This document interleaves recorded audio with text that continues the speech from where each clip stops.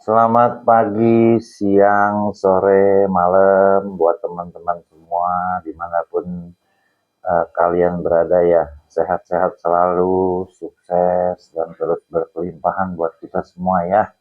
Supaya kita bisa tetap oprek-oprek motor terus ya. Nah ini untuk video kali ini di depan kita sudah ada perabotan komplit tentang cirian CVT, tapi fokus saya kali ini yang di bagian belakang ya. Nah ini saya mau share untuk teman-teman semuanya ini sudah saya lakukan dan kita tes gitu ya. Nah buat teman-teman mungkin yang udah subscribe saya ataupun yang belum ya, di video kali ini baru saya teringat untuk memperkenalkan diri. Jadi saya nih namanya Julianto, orang Jakarta, tinggalnya di Jakarta Barat. Usia saya 50 tahun. Ya, saya udah usur ya. Jadi waktu saya lagi muda, waktu gila-gilanya main motor itu zamannya zaman ereking. Ya, oke gitu aja ya. Kita masuk ke topik ya. Untuk bagian kirian ini kita mulai dari ini ya. Ini kamu tahu lah ya, ini apa ya? Persivity. Nah, saya nggak banyak bahas soal Persivity ya.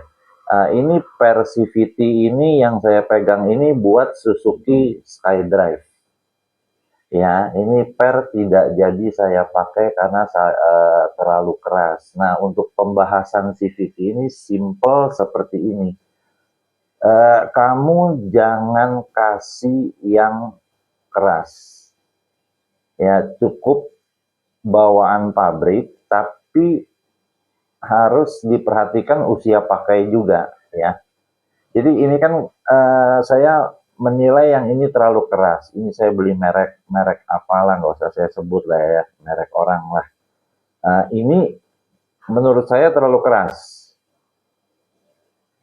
Bagi saya, kalau ini yang terlalu keras, ini akan menyiksa kerjanya mesin ya, karena teman-teman tahu ya, di depan roller capek-capek berjuang untuk melawan dia nih.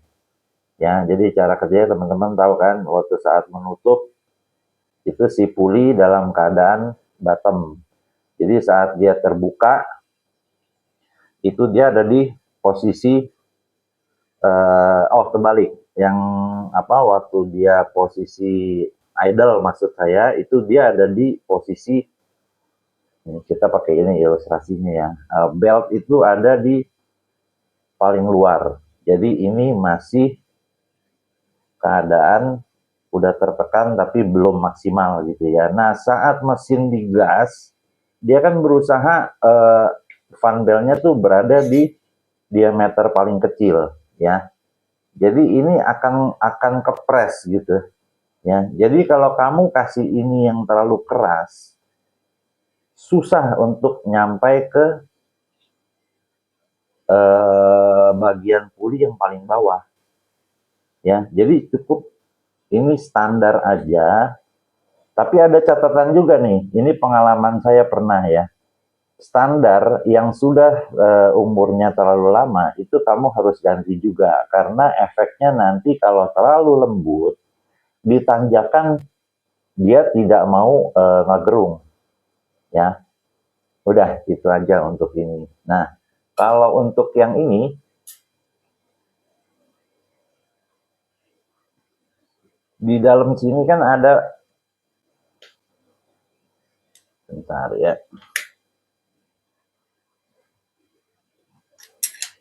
Nah, di dalam sini kan ada persentri yang kayak begini ya. Ini kan terpasang gini. Nah, ini juga saya himbau, ini saya singkat-singkat aja ya. Persivity ini saya himbau, jangan yang terlalu keras. Karena kita bahas ya, saat sentrifugal ini main, dia kan berusaha keluar. Berusaha begini. Tuh, ya. Ya kan berusaha keluar karena kan sentrifugalnya begini. Ya. Kalau dengan per yang terlalu keras, dia maunya balik terus gitu loh.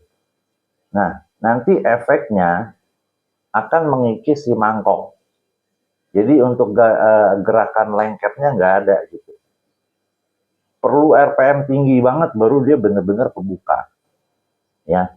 Nah, ini buat ilustrasi ke kamu, ke teman-teman ya. Ini 3 biji ini aslinya cukup jelas ya. Cukup lah ya. Nah, ini aslinya Honda Speci. Ya, ini saya cabut. Saya ganti dengan yang punya apa ya? Saya ada pernah beli yang per lama, per jadul. Itu saya beli, akhirnya saya pasang di Honda Speci-nya. Jadi ini yang aslinya.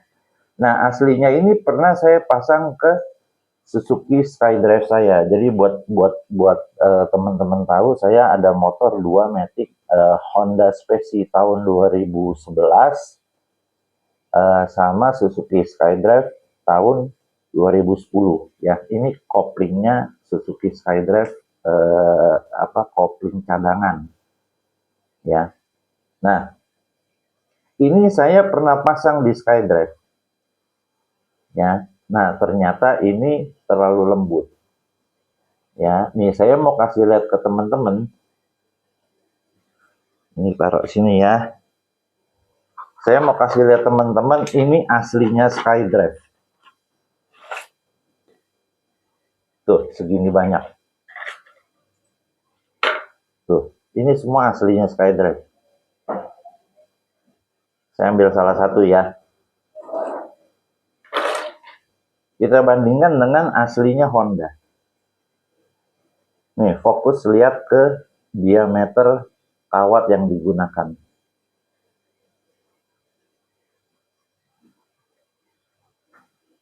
Tuh, ya.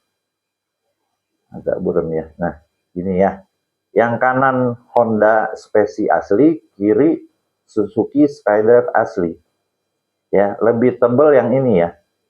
Nah, sampai sekarang saya juga masih bingung kenapa Suzuki kasih sampai sekeras begini. Mau siksa motor kali dia ya. Ya. Yang ini. Tuh. Ya. Lihat nggak teman-teman? Lebih tebal dan lebih banyak ulirnya. Itu yang tadi saya ngomong, saya juga sampai sekarang masih bingung kenapa Suzuki ngasih per sampai sekeras itu ya. Kan dia kalau sampai keras tuh mau bukanya tuh susah teman-teman. Ya, jadi keganjel sama ring. Ya, nah kalau teman-teman mau ikutin saya, saran dari saya itu, ya. Nah kalau untuk ini, untuk karet ini, saya ada pakai bahan selang kayak gini teman-teman ya. Kalau teman-teman punya rusak, nanti beli selang ini aja yang dipotong-potong seperti ini. Tuh, ya. Ada, saya udah bikin videonya. Ya, persis sama, bisa pakai murah meriah ya. Ada di videonya, cari aja di koleksi video saya ya. Oke, lanjut ke sini. Kita cerita soal ini sepertinya sudah selesai ya. Jadi tidak usah terlalu kasih yang berat-berat. Ya. Nah, kita lanjut ke mangkok. Ini mangkok punya Honda Speci. Nah, lihat ya. Tuh ya. Ini standar tapi di bolong-bolongin. Oke. Nah, untuk jenis yang seperti ini, teman-teman kan pasti mikirnya kurang gitu ya tenaganya ya. Lalu teman-teman mau coba untuk pakai kartel. Kartel saya nggak punya. Ini tadinya di kartel. Ini tadinya kartel begini nih. Saya gambar ya.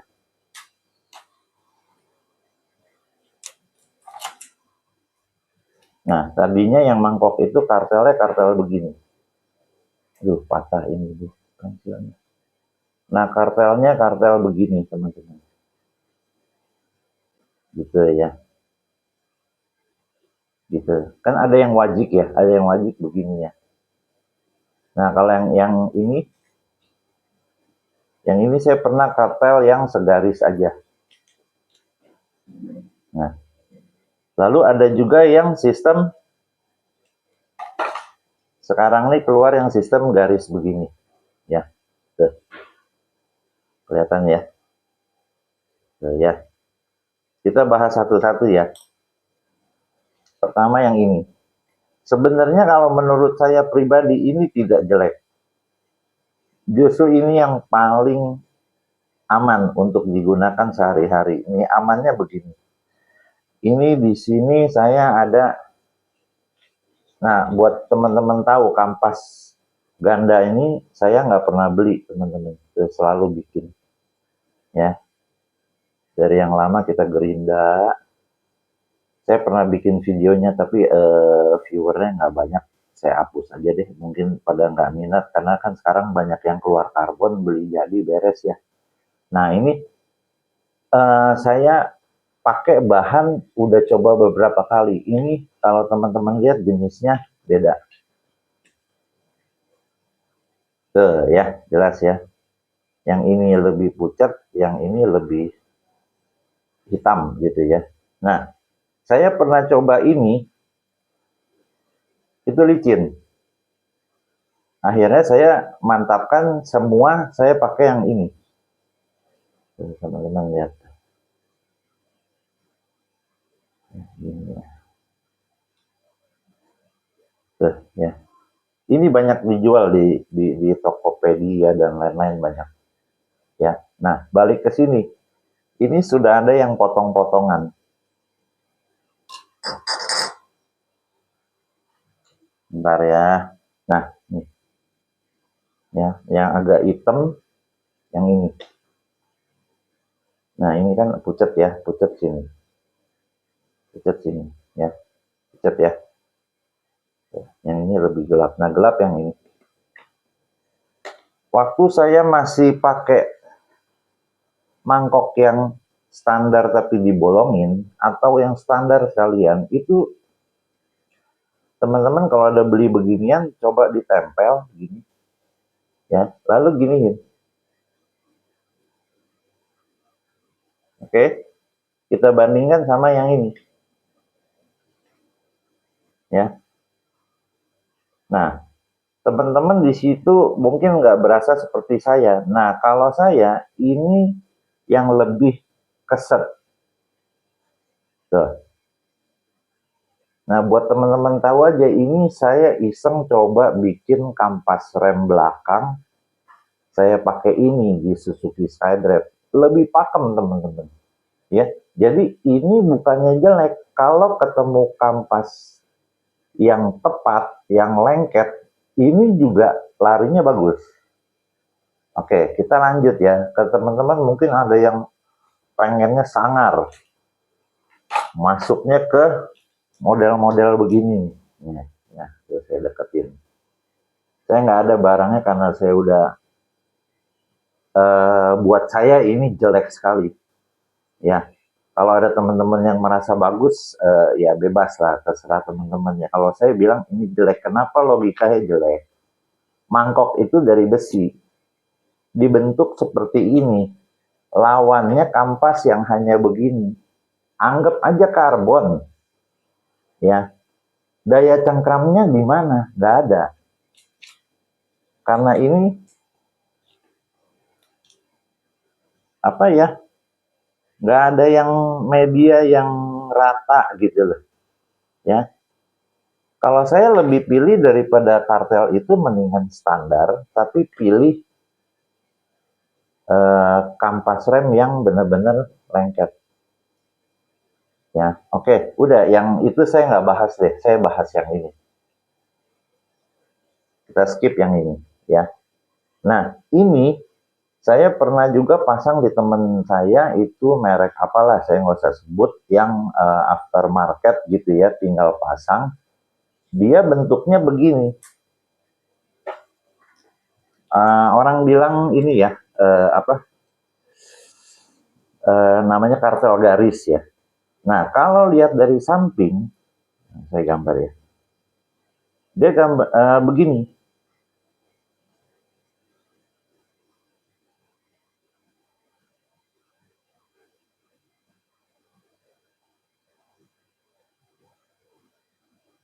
Sebentar ya teman-teman, ini saya cari ininya dulu.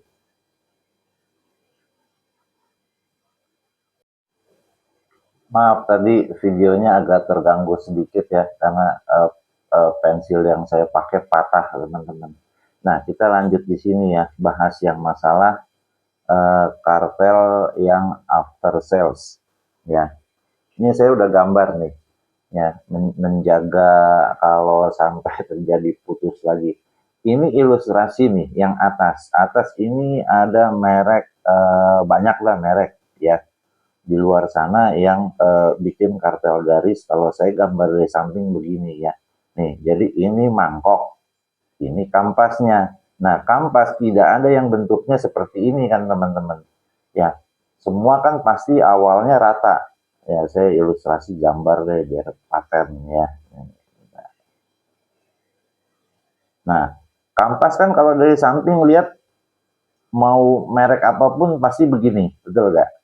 Ya, nah kalau dikasih mangkok yang gini, seiring waktu pemakaian pasti nanti dia kegerus lama-lama jadi begini, betul nggak teman-teman ya? Nah, jadi kalau yang di pasaran saya kemarin sempat beli di Bit buat Bit teman saya, nah kita di mangkoknya ini kita anggap ini ukurannya 1 mili ya. Yang ini, ya saya gambar sebelahnya ya. Yang ini, yang celong ke dalam juga 1 mili. Nah, teman-teman bayangin berarti yang ini kan kampas ya.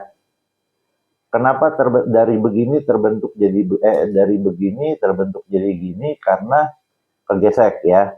Nah, ini kan yang nongol masuk ke dalam mangkok yang celong ya. Teman-teman bayangin hanya 1 mili yang jendol. 1, 2, 3, 4 karena yang celong 4. 1 mili ini salah gerakan aja patah. Bisa patah teman-teman. Bener nggak? Ya, gampang patah. Nah, saya kemarin ada ilustrasi, akhirnya saya korbanin, nggak saya buka ya. Jadi ini punyanya si Honda Speci. Nah, akhirnya mangkok SkyDrive saya kan juga ada 2. Nah, ini aja salah bubut nih teman-teman. Ini salah bubut, saya nggak jadi pakai. Nah, akhirnya saya bikin bentuknya begini nih teman-teman, coba perhatiin banget ya. Ini mangkok. Kalau yang umum dia bikin keluar dan masuknya sama-sama 1 mili. Kalau saya bikinnya ya, bentar nih. Ini 2 milimeter. Oke. Nah, yang ini saya bikin 1 milimeter. Gitu ya. Akhirnya terjadinya kampas gandanya ini bentuknya seperti ini. Di mana yang nongolnya 2 mili, yang masuknya 1 mili. Saya cuma berpikir kalau gini resiko dia tidak sinkronnya kecil. Dan saya buktikan begitu pasang torsinya naik jauh, teman-teman. Ya, cuma itu yang mau saya sampaikan. Sepertinya kok saya lebih suka yang ini. Ya, mau saya ulang nggak teman-teman? Nggak perlu kali ya. Jadi ini hasil akhirnya si kampas yang nongol ini lebar teman-teman. Jadi buat resiko dia kepukul patah seperti ini nggak ada. Ya, meleset nih, misalkan ada apa namanya, seiring kita pakai motor kan muter melulu ya, akhirnya mungkin saat dia buka masuknya nggak pas, saya jamin ini patah teman-teman. Kalau 1 mili kan teman-teman bayangin, aduh kecil, tipis banget ya. Nah kalau ini yang nongol 2 mili, yang masuk cuma 1 mili. Nah ini pun mau sinkroninnya gampang. Saat semua terpasang, yang tadi saya ulangin lagi ya, misalkan ini yang sudah benar gitu ya. Lalu kan kalau kampas yang masih kita anggap baru beli atau baru bikin, itu kan pasti rata begini ya teman-teman ya. Lama-lama ngebentuk dia punya gitu ya. Nah kalau dengan model yang saya bagikan ke teman-teman, itu untuk proses dia sinkronnya itu bisa kita paksa cepat teman-teman ya. Jadi kan dia nanti balik ke gambar ya, sebentar. Nah saat digambar kan begini, kampasnya ini aslinya. Nah kampas kita pinggirin. Nah saat kampas awal kan saya gambar lagi di sini ya. Kampas awal kan polos. Seiring pemakaian lama-lama jadi begini. Betul nggak? Karena mangkoknya bentuknya begini. Nah, kalau begini kita bisa pakai cara singkat, pakai mata gergaji, kita potong. Tuh.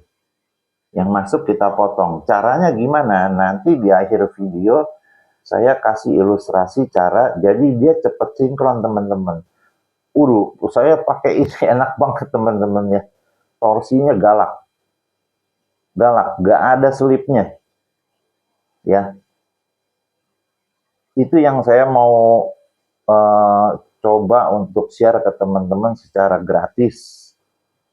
Tidak ada unsur bisnis apapun saya, ya. Nah, nanti di akhir video saya akan bikinin, saya akan dubbing video itu, akan saya percepat speednya, ya teman-teman ya. Nah nanti di video itu coba teman-teman praktekin aja. Oh ya, ada yang lupa. Untuk metode seperti ini, teman-teman nggak usah beli karbon, nggak perlu. Ya, kampas biasa aja. Mau pakai cara saya nih, ini saya buka satu ya. Nih, tuh. Mau pakai cara saya bikin sendiri, di lemnya hanya pakai itu kok, lem aduk yang apa? Pokoknya yang aduk deh ya. Nah, kalau yang aslinya kayaknya cuma, sebentar, paling cuma segini nih teman-teman. Nih, paling segini aslinya Suzuki. Tuh, teman-teman bandingin. Tuh, bisa lebih panjang. Kalau saya sih lebih suka saya bikin sendiri. Ya, bebas mau sepanjang apa. Nah, ininya yang saya maksud tadi, bisa kita potong ngikutin garis. Gini tuh, kelihatan kan teman-teman? Atau saya cari yang lebih tegas ya, tunggu, sabar ya.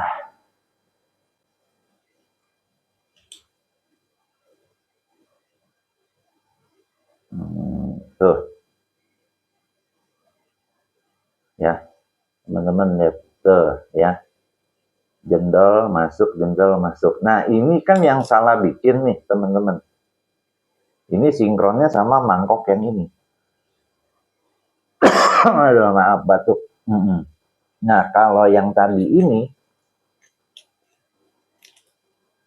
kita bisa gergaji aja, langsung cepat sinkronnya, nggak perlu dipakai lalu kita gas-gas dari sini baru jadi begini, nggak perlu, bisa kita persingkat ya. Nah videonya sampai sini dulu teman-teman ya.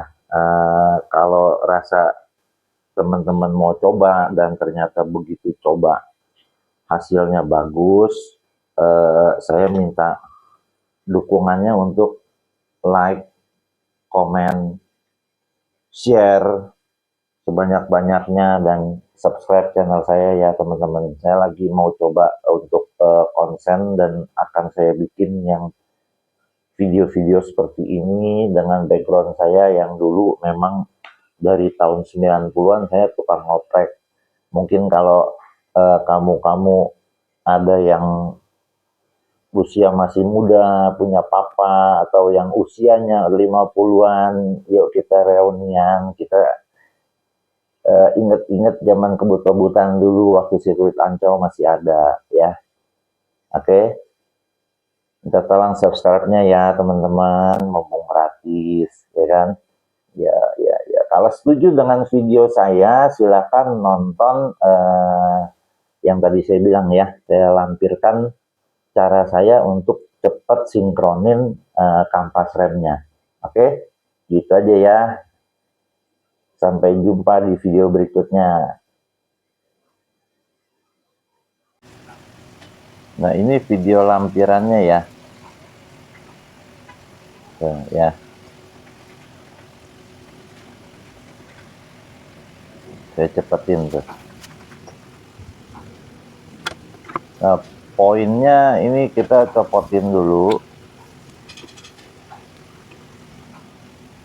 Tadinya kan untuk mangkok yang rata ya. Ya. Diamplas sampai benar-benar semua licinnya hilang teman-teman ya. Tiga sisi semua tuh dipastikan bekas gesekan licinnya itu hilang biar dia burem semua.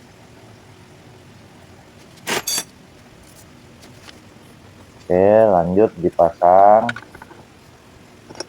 Nah, pasang mangkok yang sudah bubutannya sudah benar, yang bubutan yang saya share ya. Nah, ini karena spesi agak ini, kita pasang satu baut aja nih teman-teman, dia harus terpasang gitu. Nah, kondisi udah begini, mesin dinyalain, rem gas gitu ya. Nah, kita buka lagi sampai dirasa cukup. Pasti nanti bertanda teman-teman, bertanda yang nyentuh ya, jadi licin gitu. Saya buka.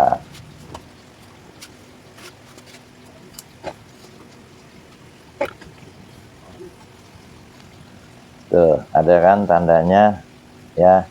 Nah, ikutin tanda itu digergaji. Nih, ya mangkoknya begitu bentuknya. Tuh, ya. Hasilnya begini, saya skip aja. Tuh ya. Teman-teman kalau kurang jelas ntar di pause aja. Bentar. Nah, tuh, nanti di pause aja tuh, lihat ya. Yang nongol lebih besar kan? Yang nongol lebih lebar, sekitar 2 mili itu yang masuk semili, seperti presentasi saya. Oke, gitu aja ya.